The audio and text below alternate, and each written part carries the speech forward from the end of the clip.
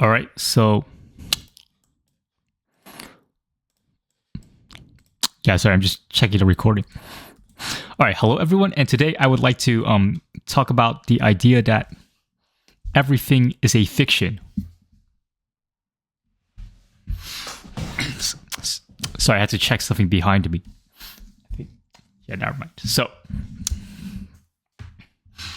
when I say that everything is a fiction, I don't mean that, we're in a simulation. That's a very generic talking point. That's, like people say this all the time, like, oh, we're in a simulation. This is a very basic, it's a very mid-wit kind of talking point. Like, oh, we're in a simulation, right? Who cares, right? But an even more fundamental idea would be that if everything is fiction, then, how do you know what is true, right? And, well, the answer to that is that everything's a matter of value judgment, right? So if everything is a fiction, then everything is a matter of value judgment. And now and I'm just generally speaking here, but you'll see what I mean in a minute. So what do we mean by fiction and non-fiction, right? Okay, so non-fiction is very small text. Non-fiction, unreal, falsifiable. Am I spelling that right? I don't know. Falsifiable. For some reason, sometimes the text goes white. Very strange. Falsifiable. True. Sorry, I meant fiction over here. Okay, and then here is non-fiction, right? It's real, and it's true. And I suppose you could have a fact, like factual, right? And you can say subjective here. Okay. So this be objective, right? And you get what I mean, right? So there's a dichotomy between fiction and non-fiction. There's a assumed dichotomy between, I guess you could just say false here. So we assume that there's a dichotomy between true and false. We assume there's a dichotomy between fiction and non-fiction. We assume that there's a difference between what is real and unreal, right? So there's some delineation between these two aspects of what we perceive, right? Things that we perceive. So what does it actually mean, right? And honestly, I don't know. Well, let's start with the obvious, okay? So usually when people say something's fictional, they're talking about like a fictional story, right? So let's say Harry Potter, okay? And nowadays in the modern rational scientific worldview, we'll say religions, right? We say Christianity, for example.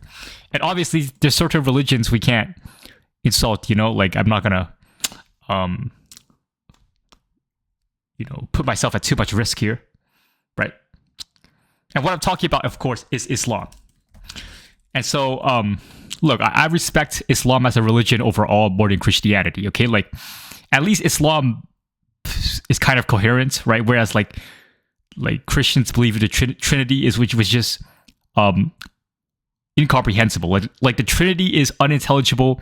It's not even in the realm of fiction because it's just a square circle. Like it's complete nonsense, right? And on that note, we can put square circles here, right? So let's think about more fictional things, okay? This is just a brainstorm, okay? So like ghosts, for example, we just see like superstitious things, right? Superstitious things, okay? Like right? The supernatural, right? Magic, okay? Dragons, right? You might believe in dragons as a kid, right? Oh, Santa Claus, okay? Sorry. Dragons. Santa, right? Tooth Fairy. Okay, so these are examples of things that are fictional. And let's talk about what's non-fictional, what's factual, okay? What's true. Science, obviously people will naturally do math, okay? Biology, right? physics. Okay, objects, right? So like physical objects, like a chair, a table, right? These things are true. Whereas, you know, if you write a story about tables, right, the tables in that story, like we would presume they don't exist. Objects. Okay. What else? Right. Right. Logic. Okay.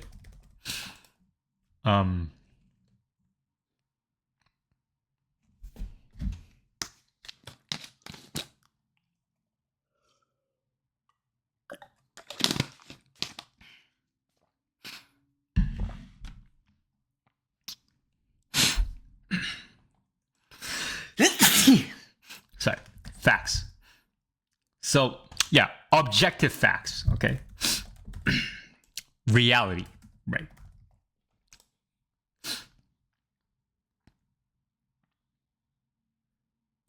Right. So, in other words, you could say, this is the imagined. You say even hypothetical, and this is the actual, right? The real, okay? And I'm going to explain that there's actually no difference. So let's get an eraser here. Right.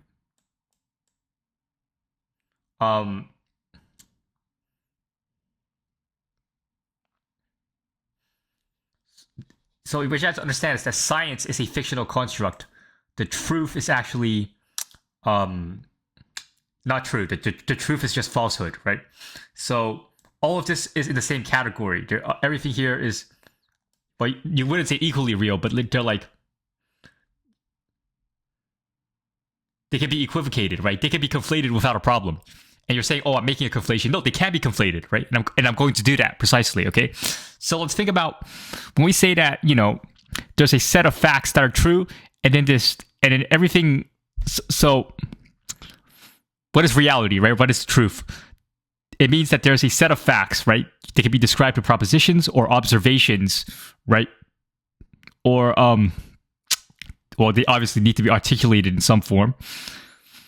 So let's just say a set of knowledge, okay? There's a data bank, okay? Everything outside of this database is false, right? So like my database has observations about trees, about grass, about birds, about clouds, right? I can, you know, measure the height of a tree. I can measure how fast the wind is blowing, right? I can make measurements. I can make observations like, you know, if I see a bird fly upwards 100 times, you know, I can make some inference about the behavior of birds, right? So, okay, so I'm building a predictive model of reality, and at some point, if I can discern that there is sufficient regularity in the universe, then, or at least the universe that I'm perceiving, then I can assume that my predictive model is valid. By valid, I mean it actually pertains to reality. So my predictive model is an accurate understanding of the universe, right? Because the empirical data and my rational analysis has discerned this to be the case, right? Yeah, so that's what you mean when you categorize some assumptions as true and some assumptions as false, right? Or propositions and stuff. So it's like, so some propositions are false, some propositions are true, and I'm using a proposition to refer to a truth claim, right? So some truth claims are false, some truth claims are true, and within the set of true truth claims, okay, everything in it is true, right? Everything outside of that must be false, okay? So I'll just make this very obvious, right? Because some of you, it's not that I don't need to explain this to myself because I already know, right? But some of you guys are so stupid. Like some of you people are genuinely slow, and like it's like your brain operates at the pace of an ant that doesn't have legs, right? It's just like you're so incredibly unintelligent, right?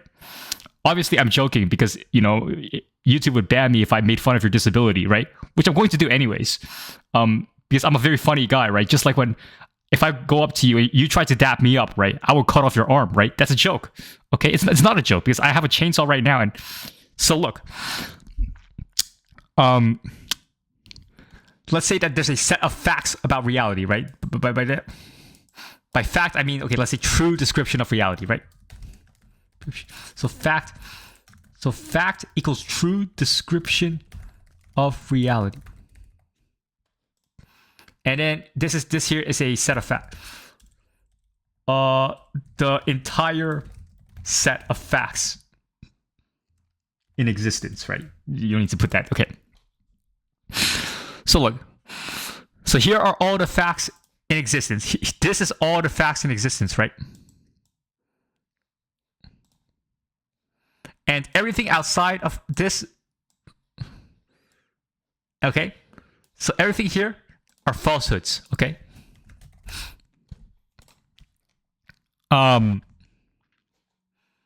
Right, so this is what we assume. This is the epistemological assumption we have to make if we're making like truth claims as opposed to false claims, right? Like I don't think anyone makes false claims. Like when I want to make a truth claim, I say, okay, trees are green, the sky is blue, triangles have 3 sides, right? Squares have 4 sides, right? Triangles have 3 sides, right? Presumably, right? So I make truth claims, right? Normally people make truth claims. Almost nobody makes false claims, right? Very few people will be like, the facts which are coming out of my mouth are false, right? Almost no one will say this, okay? So we distinguish between true facts, right? Facts. And we distinguish between facts and falsehoods, okay? That's the dichotomy, right? But this, the issue is, okay, so what exactly is reality, right? Right, like so how do you distinguish between fiction and nonfiction, right? It's because nonfiction pertains to reality and fiction corresponds to falsehood, right? So what is reality? We need a definition of reality, right? So reality is obviously that which exists. So it's existence, okay? Okay, so therefore the truth is what corresponds to reality, right?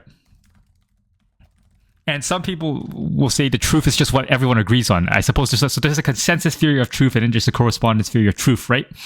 So the correspondence theory of truth is that truth corresponds to reality, and that's like something objective, right? Just an objective basis for truth. That's the correspondence theory, right? Like this, like at a bare minimum, the truth has to be intersubjective, right? So there's some intersubjective and objective has no practical difference, really, right?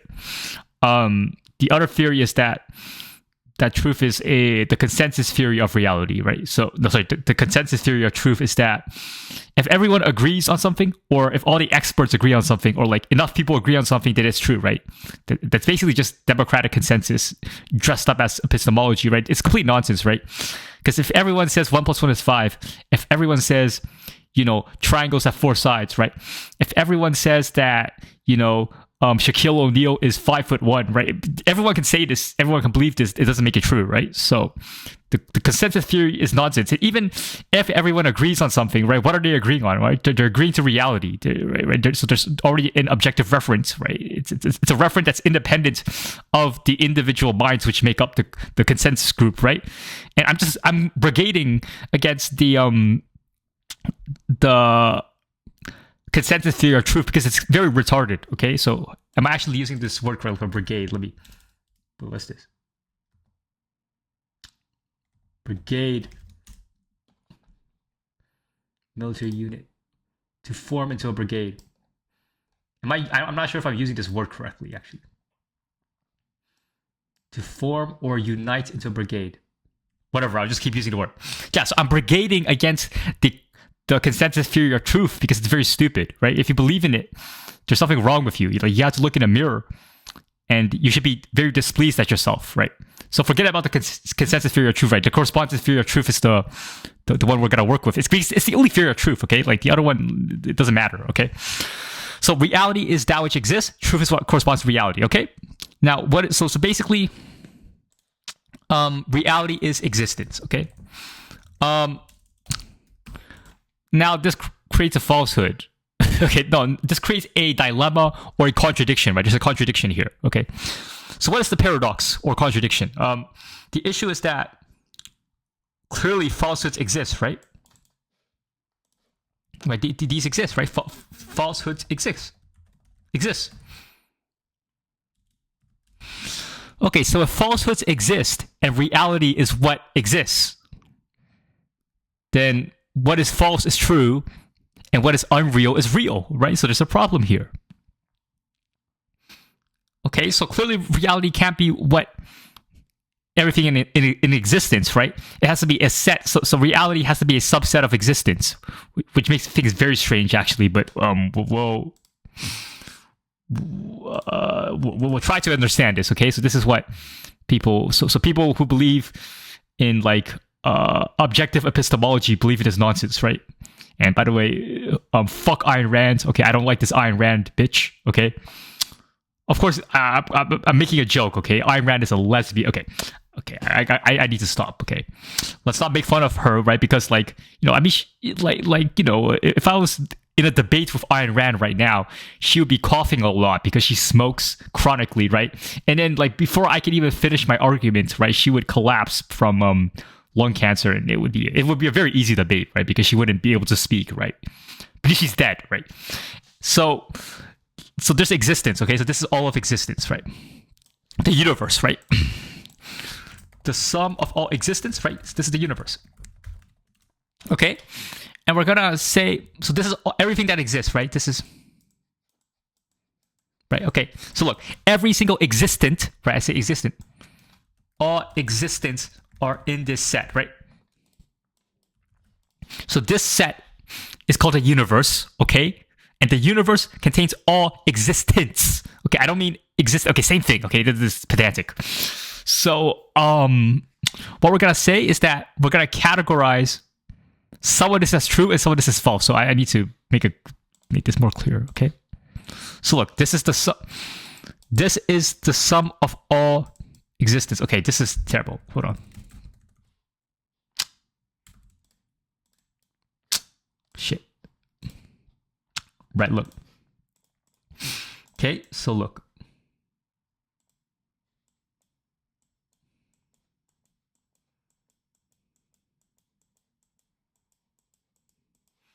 Okay, so this is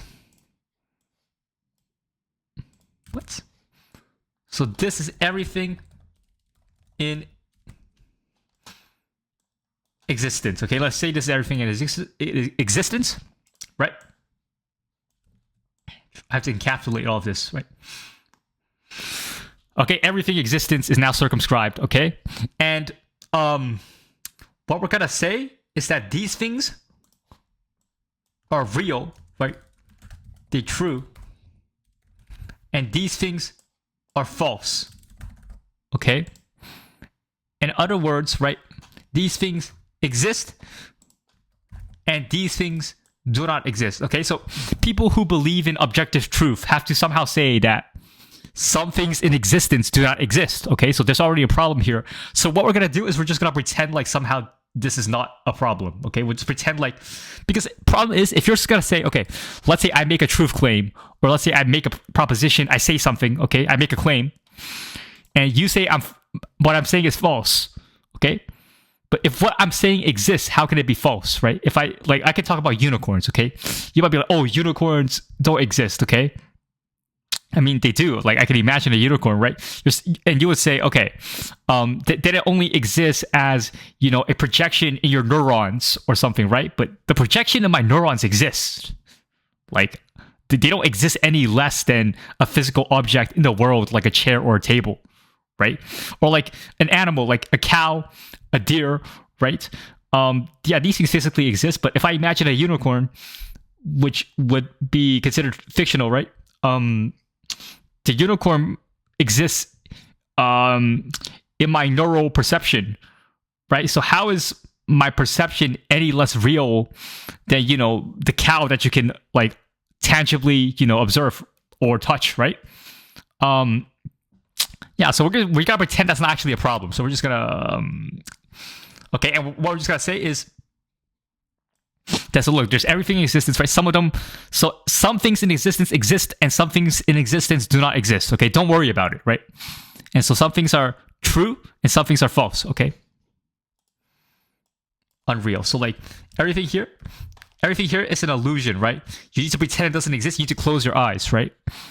You know, just like when your uncle visits you, right? Okay, forget about that. Sorry, that's a bad joke. Yeah, so when your aunt visits you, right? Because it's her 17th birthday, right? But she couldn't wait a year, right? So, okay, forget about that. So look at this, right?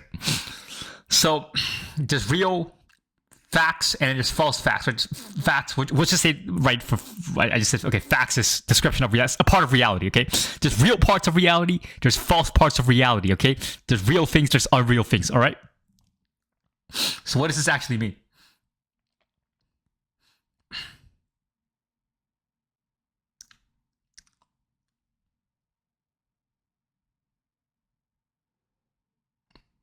Well, I'll show you what it means, okay? So let's see, okay, so here's the brain, okay? And then here's objective reality, right? Okay, we'll call it objective, we'll call this external reality. Reality external to brain. Okay, the mind, right? This is the mind. This is the mind. This is the mind, this is your brain, okay?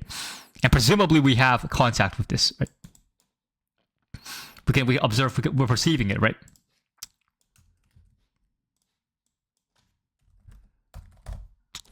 Okay. So, and here's everything in existence, right?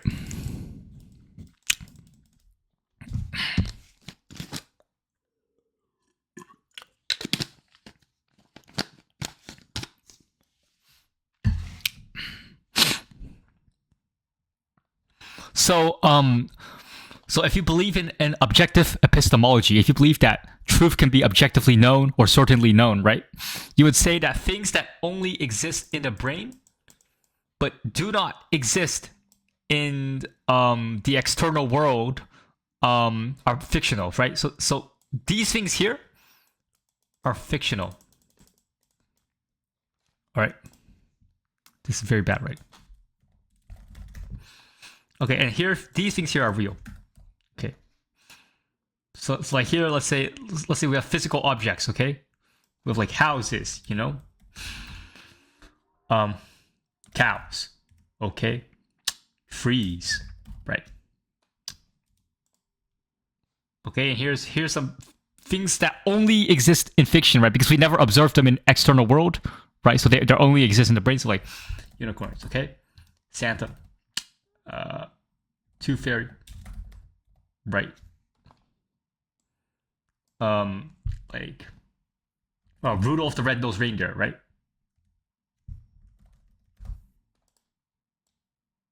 Yeah, you get the idea. Sorry.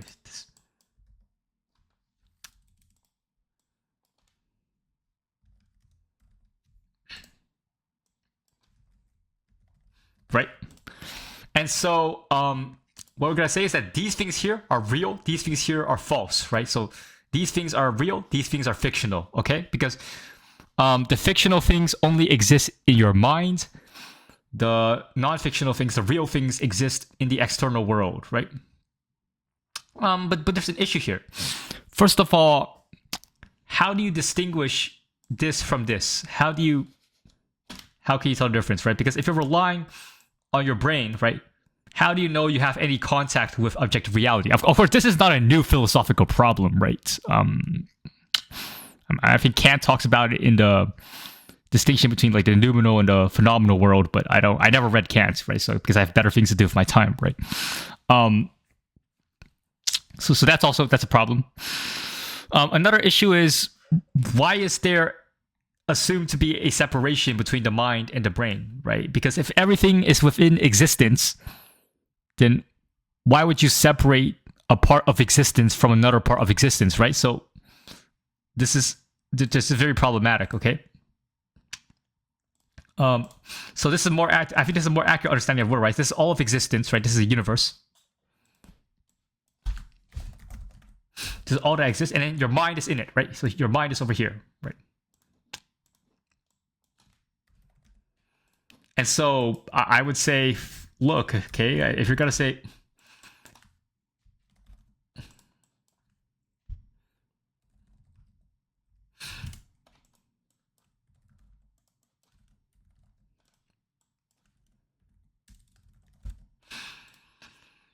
I don't know, but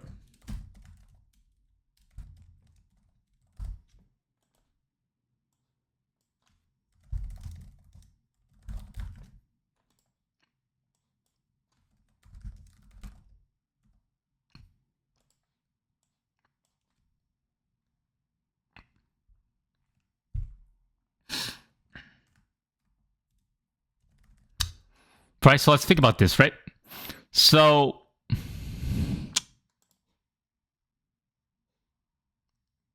actually, there's no. It would be more accurate if you got rid of the separation. So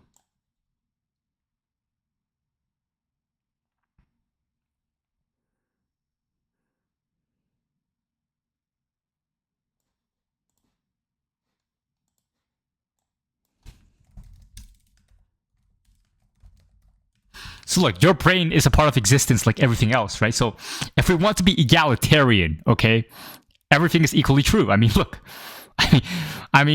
look, I think everything here is equally fictional or non-fictional, right? It's like depends on perspective, right? Like I don't see, like, look, your brain exists in reality.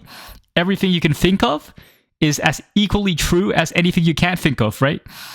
Anything you can objectively touch is equally real as anything you can't, right?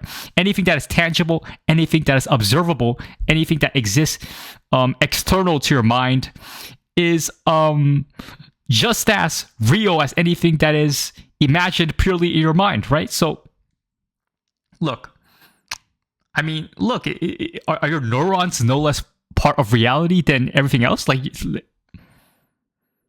look, like the universe is made up of atoms and particles, okay? So is your brain, okay? Your brain is part of the universe, okay? So, and if unicorns somehow exist in your neurons, then unicorns exist, right? Unicorns exist just like horses do, right? Fictional deities, God, fictional comic book characters, they exist just as much as cows and trees and apartments and tables, right? Why not? I don't see a problem with this view, right?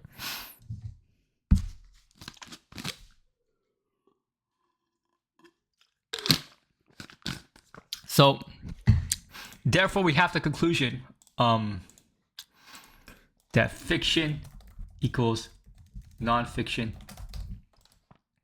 that truth equals falsehood, right? That real equals unreal, that imaginary equals actual. Okay? Right, this is interesting, right? And yeah, basically epistemology. Epistemology is fictional. So what is epistemology then? If the truth doesn't exist, then epistemology is just fabricating fictional stories to fit your agenda, to fit your biases, to fit your preferences, to fit your value judgments, right? So epistemology is now in the grave, right? We're gonna make a grave, okay? Let's say RIP to epistemology, right? RIP to objective knowledge, right? And Ayn Rand is now on the grave, and I'm smoking on that Rand's pack, okay? I'm joking, okay? I mean, I do quite like Ayn Rand, okay? I don't know why I'm beefing with her so much. I mean, so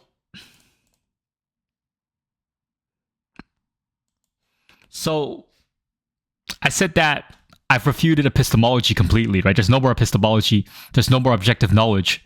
Well, let's think about what preconditions would be required to actually have objective knowledge or actually have epistemic certainty, right? Which is the same thing, I would say. Right, so look at this, right? So what is knowledge, right? I think everyone will agree knowledge is some data set, okay? So this is your mind, okay? And this is the data within it, right?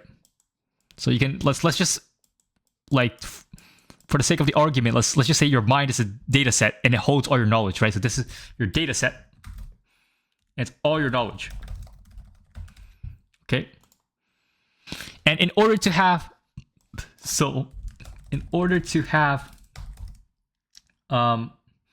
objective knowledge, you must have epistemic certainty, right? Which means just certain, which means basically uncontestable knowledge, right? So unfalsifiable knowledge, basically, okay? Because if, like, let's say that you have knowledge, but it can be wrong, okay? Well, first of all, how's that knowledge? Second of all, okay, let's just accept that, okay, you can have falsifiable knowledge, okay? Let's say you have a model of reality, okay? You have, like, I don't know, you count the number of trees in your backyard, right? You observe the population of your neighborhood, okay? You observe how many clouds are in the sky. You write up a map of the city, right? So you make some knowledge claim, okay? So how do you know your knowledge claim is true, right? In order to say your knowledge is true, in order to say your knowledge is objective, in order to say your knowledge is objectively true, it has to be uncontestable and unfalsifiable, right? Otherwise, if you're admitting, okay, if you're admitting I don't know that my knowledge is true, then your knowledge cannot be objective, right? Because I can just make up my own theory, right? I can make a contradicting, I can make a theory of knowledge, or sorry, I can make a knowledge claim that contradicts your knowledge claim, right? And our knowledge claims can coexist, right? Coherently. They can coherently coexist in the same epistemic framework, right? Because you're not even claiming certainty, right? So for you to even say that your knowledge is objective is for you to say, okay, that, like, my knowledge is somehow inferior, right? So if you're going to make the claim that what you know is superior to what I know, then you have to claim that there's no way my evidence or my interpretation of the evidence can possibly contest your evidence, right? Your interpretation of the evidence, okay? Right, so this is the claim you have to make. You have to claim that my knowledge is superior to your knowledge, right? So hold on. Okay, so knowledge is basically just a model of reality. We'll just say that, okay? Or understanding of reality. An understanding of reality. A understanding. B. And for simplicity, I'll say these are theories, okay? These are theories about reality, okay? So why is my theory? Okay. So which theory is true? Okay. How do you distinguish? How do you know? Okay. And let's say there's two different people arguing in favor of their respective theories, okay? And they're both claiming that their theory is true and is unfalsifiable. And, like, if you try to disagree with their theory, you're wrong, okay? That's what they're saying. They're saying, okay, look at my understanding of reality, right? Look at my interpretation of the facts. If you disagree with me, if you contradict my claims, then you're false and I am true, okay?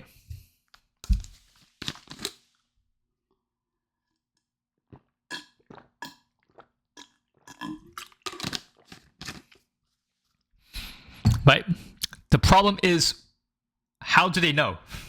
How do they know they're right and that nobody else could possibly be right? Right? How do you know that there's no way they could possibly be wrong, right? Because obviously, if everyone agrees on reality, if everyone has the same view, if everyone is making the same epistemic claim, we're not going to even have a debate, right? So when people defer opinion, how do you mediate this kind of dispute, right? And the only way seems to be you have to look at the evidence, right? But there's two problems with this, right? So look. Okay. So there's a disagreement here, okay? And what we're going to do is we're going to appeal to the evidence, right? So neither of us can make an agreement, so we have to appeal to the evidence. We got to look at the evidence and see what the evidence supports. What does the preponderance of evidence say, right? And that basically just means like it's basically a probabilistic argument, okay?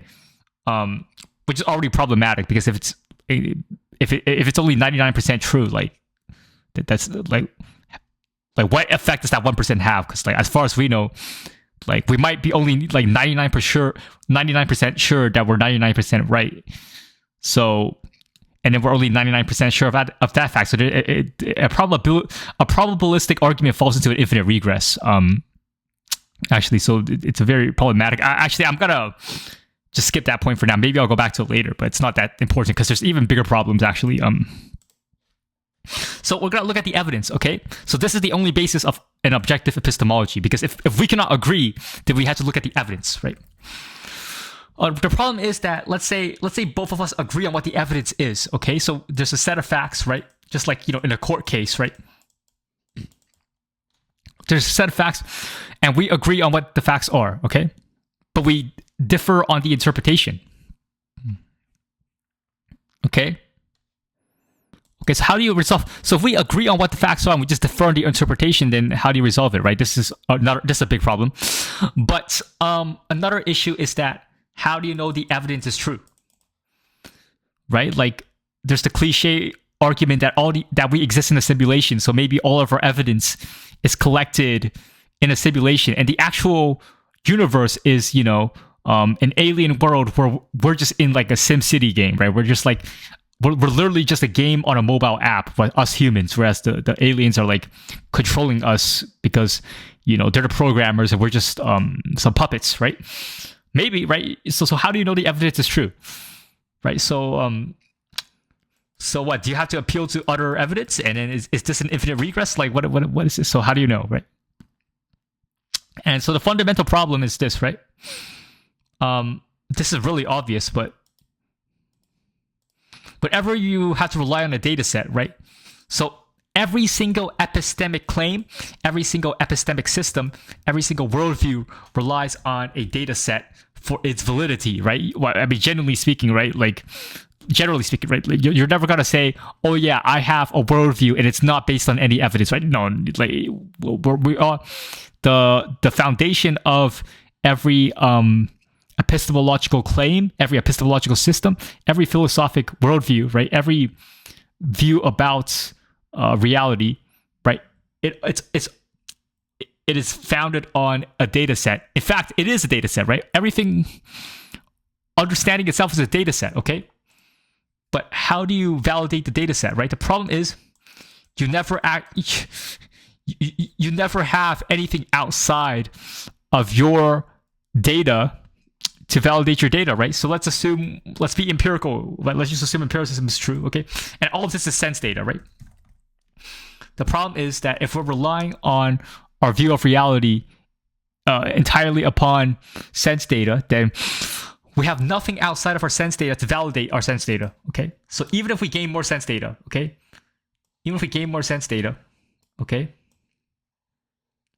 Still, how do you know? How do you validate the data, right? There's no external source to validate our data. We still don't know if we're gaining more truth or we're just gaining more falsehood, right? So maybe by gathering more knowledge based on our limited cognition and our limited sensory faculties, right? Maybe in gathering more empirical knowledge, we're not actually gaining more truth, we're actually gaining more falsehood, right? So like, for example, let's say you memorize 1 million pages of Harry Potter, okay? Do you understand more about reality now or less, right? And maybe this is the case for every scientific textbook, everything that we know about the universe, right? Maybe everything we know is just complete falsehood, and the more we know about it, the more falsehood we store in our brains, right? So maybe the actual reality is something that only aliens can access, or like something nobody can access, right? So this is a problem, and we're even assuming that we're getting more data. Maybe we're not actually getting more data. Maybe we're actually inverting. Maybe every time we think we're gaining more knowledge, no, we're actually regressing into less knowledge, right? So we don't know, right? So there's nothing. The issue with sense. So I think anyone who is like rational and is within the modern scientific paradigm would agree that all of our information is based on sense data, right?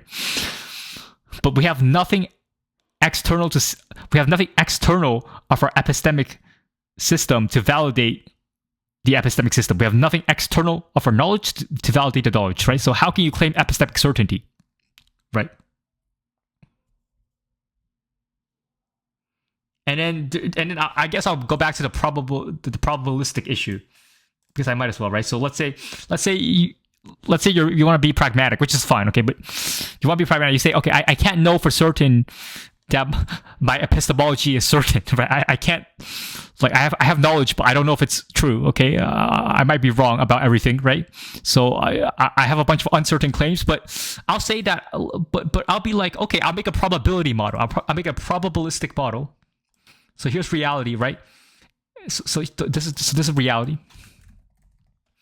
This is my probabilistic model of reality. Okay, so I have an incomplete understanding of reality. Okay, but I'm gonna say that this is 99% correct, or whatever amount. Okay, and this is obviously reality is 100% of itself. Okay, the issue is, how do you know that your model has any contact with reality? Like, maybe your model has 0% contact with reality. So how do you know it's 99%?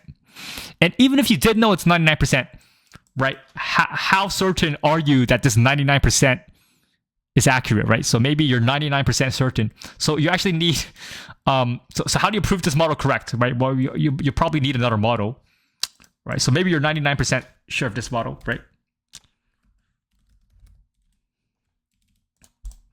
So you're 99% certain that your claim, so you're 99% certain of your 99% certainty of reality, okay? But you have to be, I mean, you have to validate this too. So you're gonna have to create another probabilistic model to validate this one, right? So you see here, right?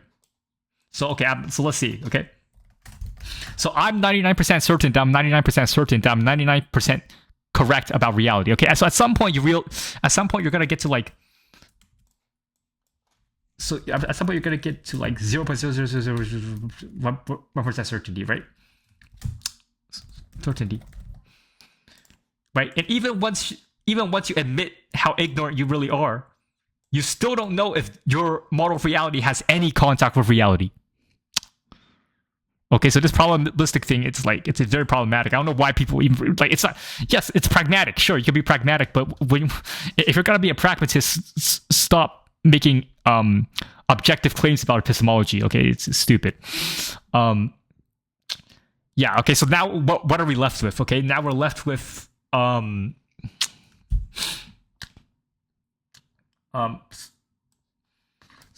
now what we're left with is uncertain claims, okay?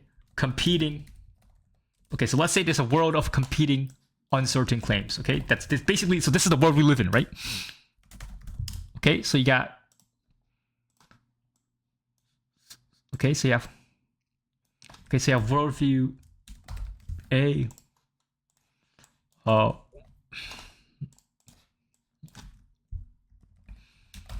B, okay. I'm just gonna use the word theory instead. Theory, worldview, they're all the same thing, right? I'm just, you see, right? So look, all of these are uncertain claims, right? We already explained why. Why should you choose one instead of another? Why? Well, it's a matter of value judgment.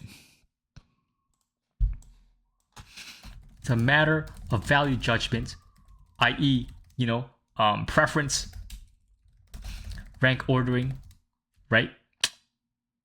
Aesthetics, right? You can even say ethics, right? So ethics actually precedes epistemology, or axiology precedes epistemology, right? Axiology, I mean, it's a word. It means the study of value judgments, basically, right? So yeah, so everything is value judgment, right? And what does this mean? If everything is based on value judgment, then everything is based on your subjective preferences. Everything's based on your whims. Everything is based on your emotions. Everything is based on your imagination. So everything is fiction, right? Right. So if I say I prefer Harry Potter to the Bible, right? If I say that I prefer SpongeBob SquarePants to your scientific textbook, okay? And I think that SpongeBob SquarePants is more true than the entire edifice of science, okay? There's actually no way for you to refute me, right? It's my value judgment. Okay? So basically epistemology is dead, okay? Epistemology is dead. So what are we left with? We're left with value judgments, okay? So we're left with a hierarchy. Okay? And at the top of this hierarchy is the principle of elevatum, right? Of infinite ascent on the hierarchy, right? Infinite progression up the value hierarchy. So this is the principle. This is the irrefutable axiom of the universe. This is the uncontestable axiom of axiology, ontology, metaphysics, epistemology. This is the axiom of reality, right? This is the supra-epistemological magnificent premise that cannot be refuted. It cannot be contested, right? You cannot even like slightly question it, right? Elevatum is the ultimate truth, right? Elevatum is the ultimate reality.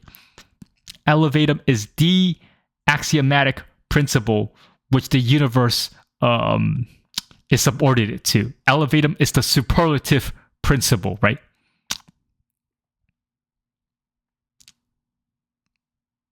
Yeah. So, and I want to talk about something else as well, right? So, since everything is a fiction, let's talk a bit about Jungian psychology. Now, I never read Jung. I only know about him from Jordan Peterson and a few like informal discussions.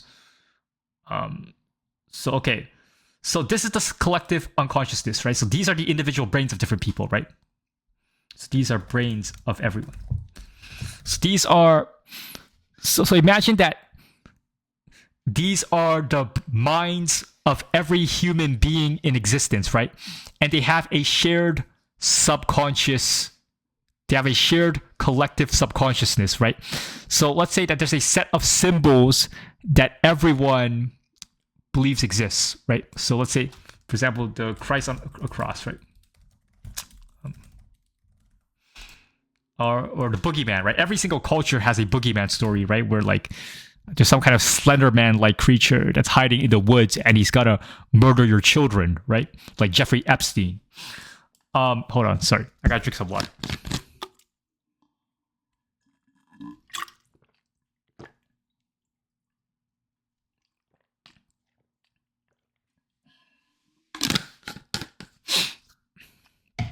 There's boogeyman, right? What else? Dragons, right? Every single culture has myths about dragons, right? Yin and yang, right? It's like the... So this is like represents cosmic harmony between... So like masculine and feminine forces, right? I mean, every culture has masculine and feminine forces that like are embodied by spirits and different creatures, right? The concept of God, right?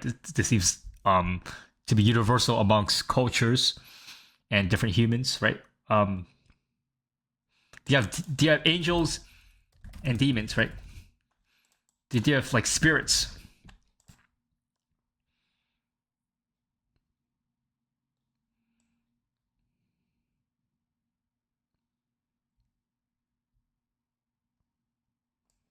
What about the idea of like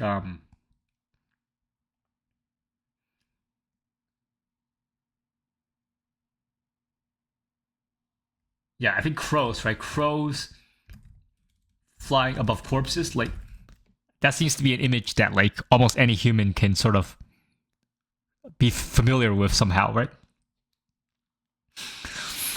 So there's obviously this is not an extensive list. This is a very small list, but like there seems to be a set. There seems to be a countless set of symbols that all humans are subconsciously familiar with. So like certain kinds of symbols, it's almost like before you know them, you've already seen them before, right? It's very strange. It's like you get a feeling of deja vu even though you don't have a memory of something, right? So it's like you see something for the first time, but you feel like you've seen it a billion times before, right? So like there's like a set of symbols in reality that all humans can like relate to and feel like connected with somehow, right? And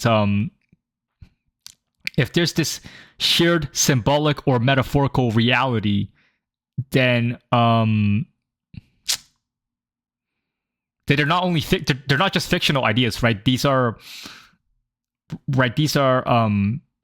categories, archetypes, characters, or items that drive our subconscious thoughts and therefore will determine our conscious actions and our behaviors, right? So this is just something to think about, right? There's a set of myths that we all share and that we can tap into within our minds, right? Right. So it's very naive to have a purely pedantically scientific view that just like says, oh, all of this is fiction, all of this is childish, right? Because I assure you that science is just as childish as this, right? So you can say these are myths, right? But fundamentally, these are all symbols, okay? And a symbol is something that refers to something else, right? For example, think of a metaphor, okay? Let me come up with a metaphor. Killing two birds with one stone, right? So yes, you can literally kill two birds with one stone. Like you can throw a stone at two birds, but it's referring. The metaphor doesn't refer to itself, right? The symbol of two birds being killed by one stone, that's not referring to itself. That's referring to a situation where two issues are resolved at once by one thing, right?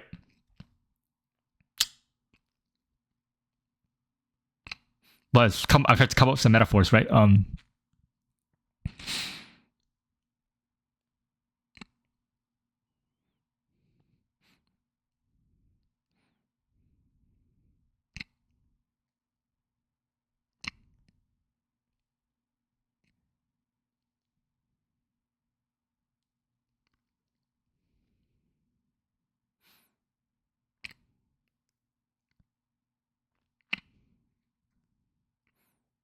I mean, I just looked them up because I can't think of any for some reason.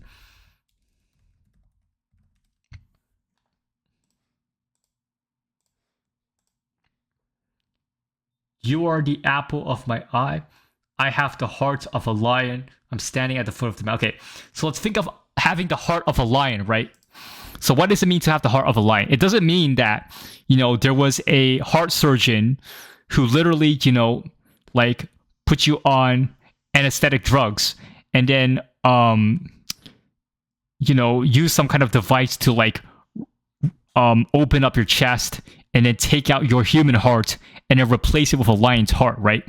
So like if someone says, I have a lion's heart, you shouldn't just kill him and dissect his corpse and see if he actually does have a heart which is equivalent to a lion's heart, right? Like no, it's referring to bravery, right? So the physical object is conceptualized.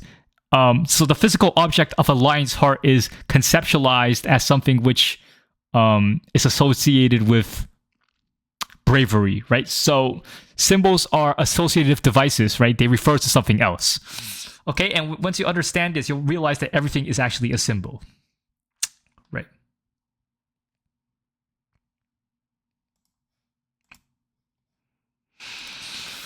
And so let's tell the difference between something that isn't a symbol and something that is a symbol. So like a symbol. So these are symbols, okay, and these are non-symbolic existence. Not sex. This is sorry. Exist. Right. So these are things which exist and are not symbolic, and these are things which exist and are not symbolic. These are things which exist and are symbolic. Okay, so let's think of symbolic. This is language, right? So language, right? Dog. Free. Right.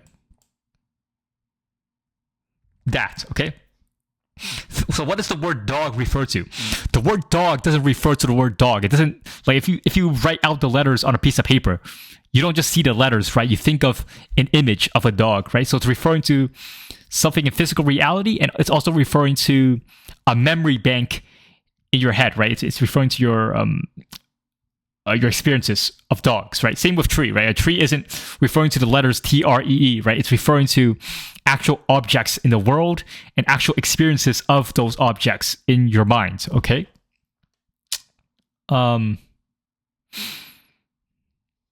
And that, right? What does the word that refer to? The word that doesn't refer to itself. It's referring to something in reality, right? Something. It's like a pointer, right? So language is a pointer. It's referring to something else. So language is entirely symbolic, okay?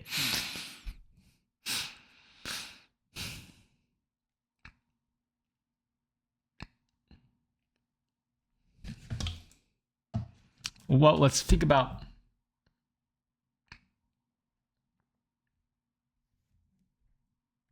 Let's go applied math, okay? As opposed to math itself, right? Applied math, like you think of, like, I don't know, 1 + 1 = 2. Or even 5 × 2 = 10, okay? For example, right? So here this is referring to this. If you're applying the principles, then this can refer to 2 apples, right?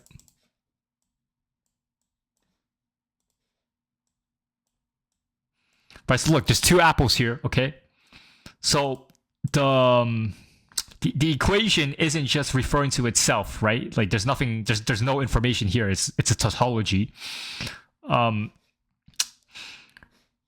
when it's referring to these 2 apples, then it's actually like there's a relationship here, right? It's a description, or at least there's some correspondence, right? Presumably, right? And then let's say what about 5 × 2? Sorry. Right, so let's say we want to imagine.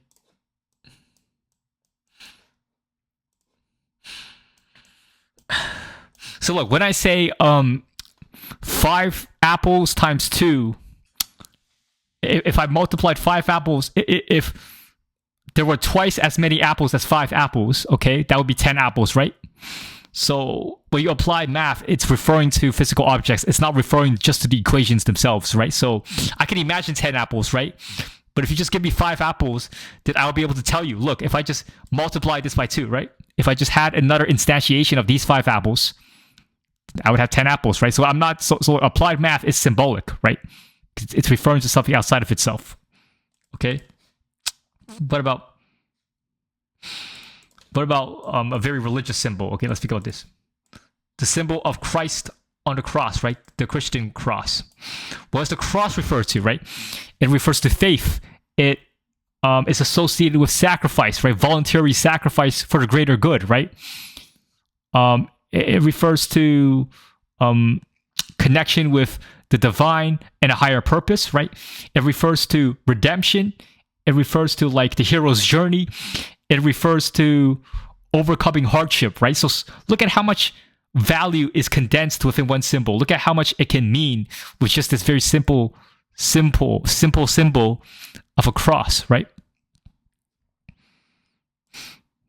Well, think about the bones and skulls symbol, right? Right. This is the symbol of poison, right? We have bones and skulls. So bones and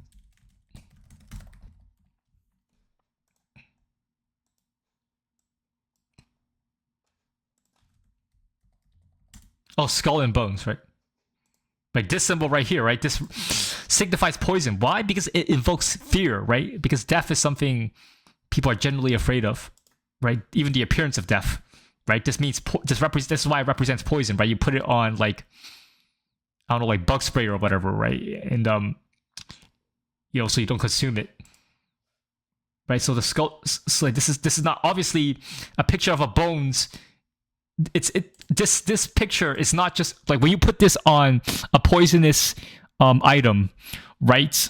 We put the skull and bones symbol on something hazardous material, right? This skull and two bones isn't just referring to a skull and two bones, right? It's not. It's referring to the fact that this is a dangerous product, right? It's saying beware. Okay, so there's so much symbolic association with, you know, many ideas we could just think of off the bat, right? So these are the things which exist symbolically, and you'll see that symbolic existence, things which are symbolic, are far more useful than things which are not symbolic. So let's think of things that are not symbolic, okay? So these I can think of easily, right? Tautologies, right? So like logical, so like formal logic, for example, okay? A equals A. A is not A, okay? This is the basis of formal logic. 1 plus 1 equals 2, which is basically, I mean, formal logic. I mean, it's the same thing, okay? These are tautologies, right? They don't actually provide any new information, okay?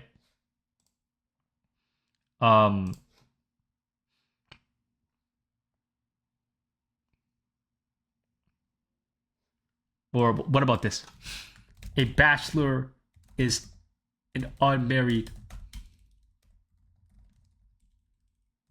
person, right? This doesn't provide any new information because the definition of a bachelor is someone that's unmarried, okay?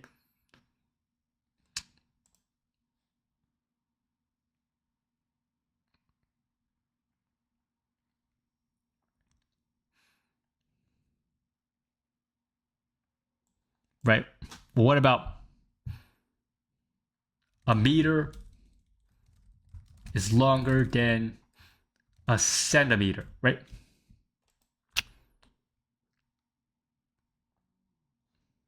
So these are just like pure descriptions that, you know, there's no, they're not referring to anything outside of itself, right? It's like entirely self-contained propositions or references, right? I mean, even this is kind of a symbol, right? Because these ones are actually kind of symbolic. So maybe they're a gray area, right? But because in order for you to understand either of these propositions, you're going to have to understand what it means for something to be a centimeter. So you're going to have to see like a stick that's like a meter long or a centimeter long. You're going to have to see objects that are of a particular distance, of a particular length, for you to even understand what this sentence means. Or how do you know what a bachelor is or an unmarried person is, right? You have to observe these people in reality. You have to actually observe them outside of your mind. Whereas, okay, so really it's tautologies. So the only purely non-symbolic existence are tautologies, right? So what does A equal A? What can A equals A tell you? It can't tell you anything. What does the law of non-contradiction tell you? It tells you nothing. What does 1 plus 1 equals 2 itself tell you? It tells you nothing. Like, if you apply a mathematical equation, yeah, you can get some useful information, but the equation itself, when it's just referring to itself, it's completely useless, right? So really, you have to understand that everything we know about that we use in every idea that we use in daily life is a symbol. Okay. So let's look at fictional stories. Okay. Logical arguments. Scientific facts.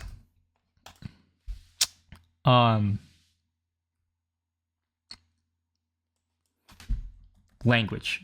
Okay. All of these are symbols. Okay. all of these are symbols. None of them are any less symbolic than the other because they're always referring to something outside of themselves. Right? When you're making a logical argument, you're referring to a specific thing and you're asserting or denying something about it, right? That's what a proposition is. A scientific fact, yeah, you're always referring to something outside of the fact itself. Well, I mean, really, a scientific fact is a logical argument. It's a proposition, okay? So a scientific fact is the proposition. A proposition always refers to something outside of itself. It's not just referring to the literal words on paper or the ink that's on the, printed sheets, or like the letters that you're typing out, right? It's referring to something outside of the page, okay? Language, same thing with language. The words are always referring to something outside of grammar, syntax, and semantics, right? And fictional stories, same thing, right? They're always referring to something outside of the pages of the book, right? Like even if that's just the imagined scenario in your brain or like the experiences you've had or the memories, right? So everything that we understand is a symbol, right? And I don't think so. A fictional story or narrative isn't any less symbolic than a scientific fact or a system of epistemology, right? Right. A fiction isn't any more symbolic than something that's non-fictional, right? A scientific textbook isn't any less symbolic than a Harry Potter book, all right? That's what you have to understand. Everything is a symbol, right? And once you understand this, you shouldn't be giving objective facts or quote-unquote objective facts a privileged position in epistemology compared to fictional books, right? Because maybe fictional books has more useful information than a scientific textbook, right? Maybe it can, maybe a fictional character can serve as a role model the way that a scientist can't, right? Maybe a fictional book can motivate you to do things in life in a way that a scientific textbook can't, right? Yeah.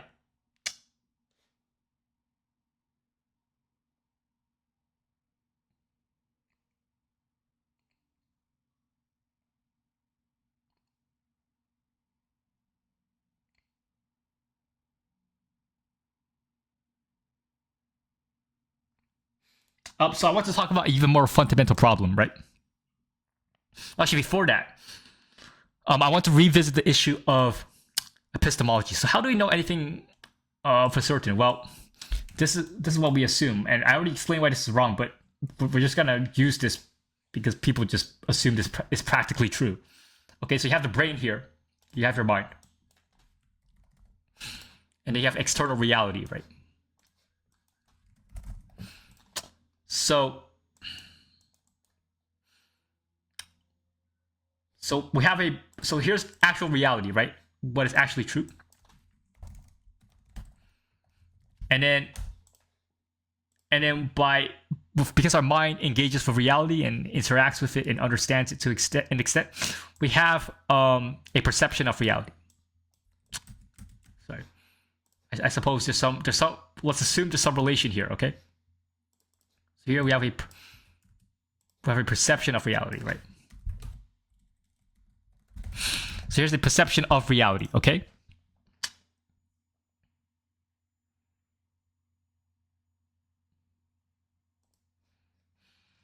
So the issue is that the perception of reality happens when we perceive reality, right? When we make immediate contact with reality. So this comes from this perception comes from immediate contact upon reality, okay? Upon the entire universe. Now, there's the issue here, okay? Right? So, this does not help actually, hold on. So here's the perception of reality. The issue is that now you have perceived reality, you need to remember it, right? You need to retain it in your mind. So now you have a memory, okay? Right, so now you have a memory of reality. Right, this is stored, and then it's retained. Sorry. So it's retained as memory, okay? Here's the problem, okay? how do you know that this memory is accurate, right? So there's actually already two problems, okay? How do you know your perception of reality is accurate, right? So we're just assuming that the perception of reality has some contact with reality, right? If you define reality as existence, then everything is real. So we can be generous and say, yes, yeah, we have some contact with reality with our perception, okay? So we have perception with reality, but then it becomes abstracted into memorial form, right? So it's stored in our memory. How do you know the memory is accurate, right? Because obviously, unless you have photographic memory, your memory is not going to be accurate. But even people with photographic memory, it's not like they remember every atom and molecule that they observe, right? It's not like they see every single entity within the city when they open their eyes, right? So like even their memory, no matter what, your memory is going to be a limited. So your memory is basically a limited perception of your perception of reality, right? And then obviously over time your memory is going to get worse, right? So your knowledge falters, okay? But now you make propositions. Right? Truth claims or assertions, right? You're going to make propositions about reality, okay? You're going to describe reality, okay? And then you're going to describe it to someone else, okay? So here's someone else. And here's the discussion, okay?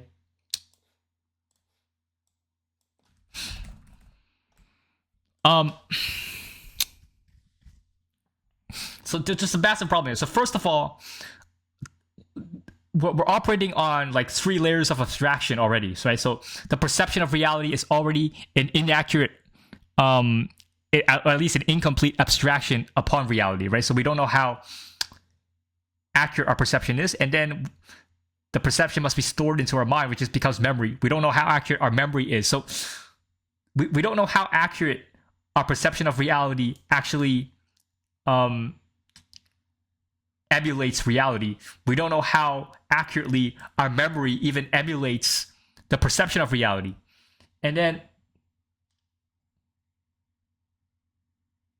we also don't know the fidelity of the propositional claims to our memory, right? We don't know, because obviously language is imperfect, right? We can't perfectly capture the nuances of our neurological configurations within language, right? So like the experiences I have within my brain, right? And the particular configuration of like neurons which allow me to interact with and comprehend reality. How can I possibly express that within linguistic propositions? How can I do that, right? I don't know.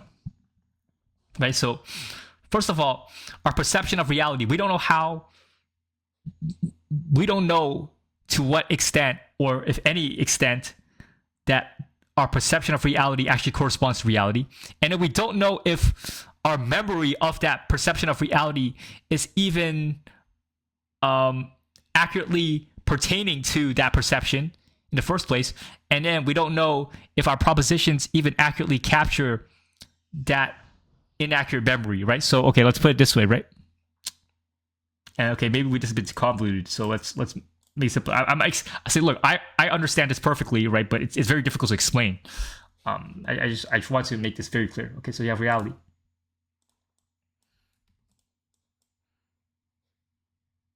Okay, let's just make as many of these as we need to, okay? Okay, you have reality. And then perception of reality. And then you have memory of perception of reality. Okay, you have memory, which is perception of reality.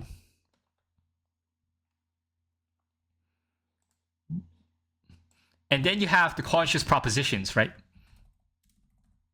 Propositional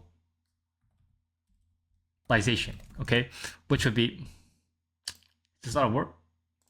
Okay, which would be an interpretation of a perception of reality.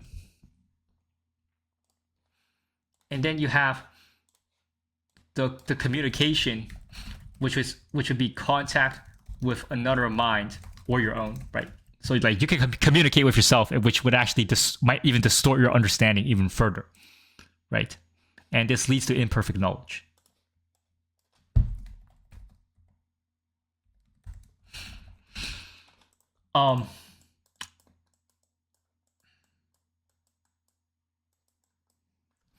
Right, okay, so here's reality. Let's assume it exists, okay?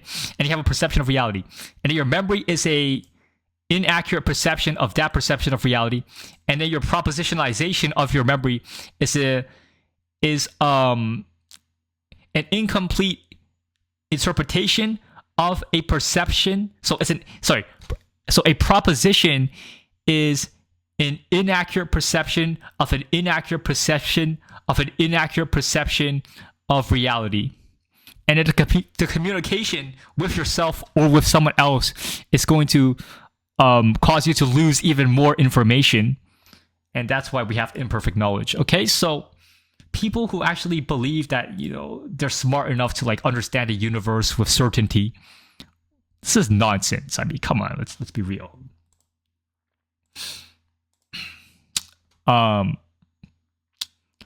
And I think there was something else I want to talk about. Hold on.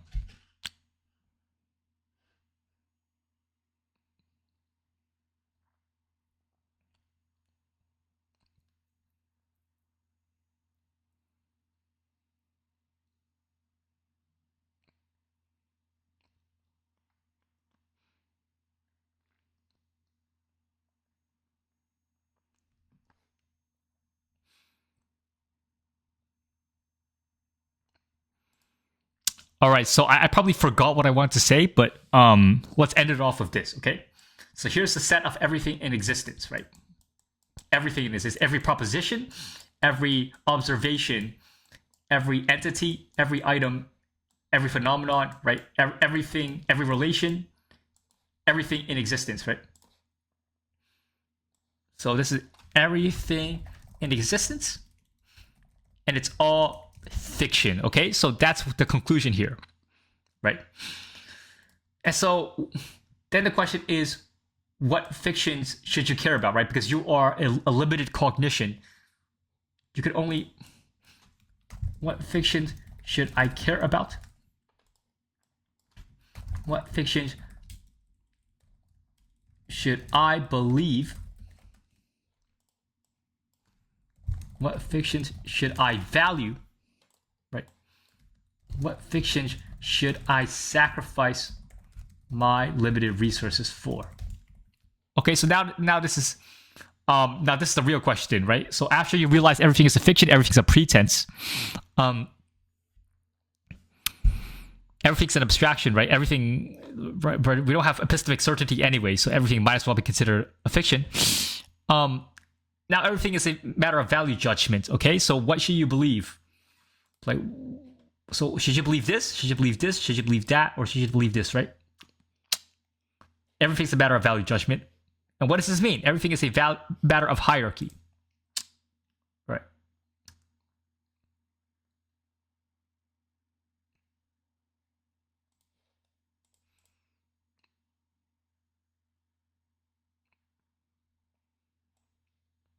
Right, so you can think of reality or the entire universe as a hierarchy of fictions, okay?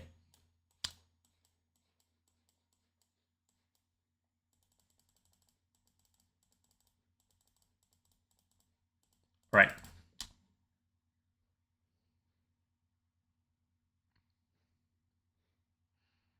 And so here's your mind, okay?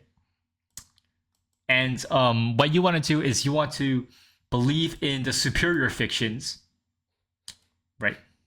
So there's superior fictions, and there's inferior fictions, right? You want to believe the superior ones, right? And the superior fiction is elevatum, right? Because it is the principle of endless ascent. Okay, it's the principle of endless rising on the hierarchy of values. Yeah, so everything is on this hierarchy, right? Everything you can think of, right? So everything in existence is on this hierarchy of fictions, right? And your purpose in life is to move up the hierarchy of fictions, right? In other words, you want to move up the ladder of meta narratives, and even better, maybe even create your own meta narrative, right?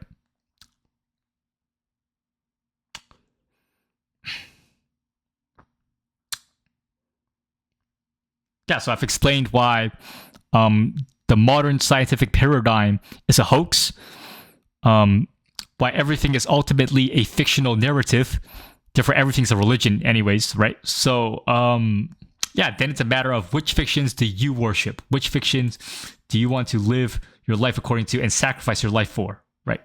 Elevatum is clearly the only valid answer, right? All right, so I think I've explained everything I needed to. That being said, thank you for watching the video. Make sure to check out my Substack.